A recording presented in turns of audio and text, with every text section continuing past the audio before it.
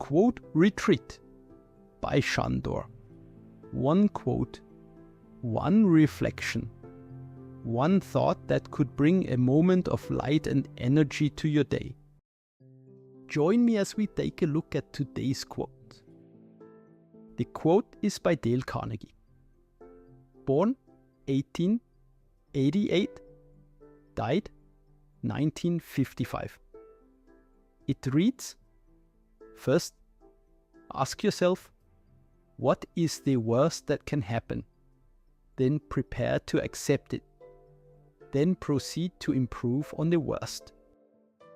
Let's take a moment together to explore the messages within this quote. Fear. It's something we all wrestle with, but what if the secret to conquering it was actually running straight toward it? That's exactly what Dale Carnegie discovered when he transformed from a poor farm boy, sleeping in YMCA dorms, to becoming one of history's most influential voices on personal development. You know what's fascinating about Carnegie's approach? He completely flipped conventional wisdom on its head with that famous quote about facing your worst fears head on. Right? First, ask yourself, what is the worst that can happen? Then prepare to accept it. Then proceed to improve on the worst. And what's really interesting is that he developed this philosophy while teaching public speaking class in the early 1900s, when most people wouldn't even talk about their fears openly. That timing is so significant. He was basically pioneering psychological concepts before they had formal names, like exposure therapy, but for everyday people. Well, what makes it even more remarkable is that he was doing this during the Great Depression. Here's a guy teaching people about confidence and success during one of the most challenging economic periods in America's history. That really puts things in perspective. How did he actually develop these techniques? So get this. He started by observing thousands of students in his public speaking courses. He noticed how their hands would shake, their voices would quiver, and instead of telling them to just get over it, he created this systematic approach to facing fear. That's such a practical way to look at it. And, his background as a salesman probably helped him understand how to make these complex concepts accessible to everyone. Exactly. And what's really interesting is how he applied this principle himself when he changed his name from Carnegie to Carnegie, partially inspired by Andrew Carnegie. It was a calculated risk. He faced the worst that could happen, accepted it, and then worked to improve from there. Oh, wow.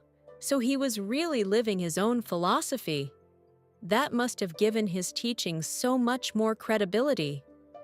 Well, it's like, imagine being so poor you're sleeping in YMCA dorms, and then you develop a methodology that not only transforms your own life, but goes on to impact millions of others.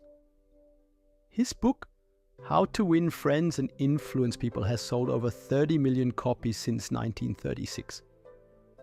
That's incredible. And you know what strikes me? These principles seem even more relevant in today's digital age. Absolutely right.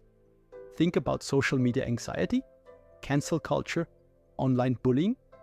Carnegie's three-step approach applies perfectly. First, face the worst possible outcome. Maybe it's public shame, losing followers, whatever. Then, accept it could happen and work from there. I've actually tried this approach recently with a presentation I was dreading. It was surprising how much power the fear lost once I really examined it. That's exactly what Carnegie observed in his students. When you break down fear into manageable steps, it becomes less overwhelming. It's like he understood something fundamental about human psychology that transcends time. And his legacy continues through those Dale Carnegie training programs, right? They've adapted his methods for modern challenges while keeping the core principles intact. Yeah, and here's what's fascinating. These programs now operate in over 90 countries and have helped more than 8 million people.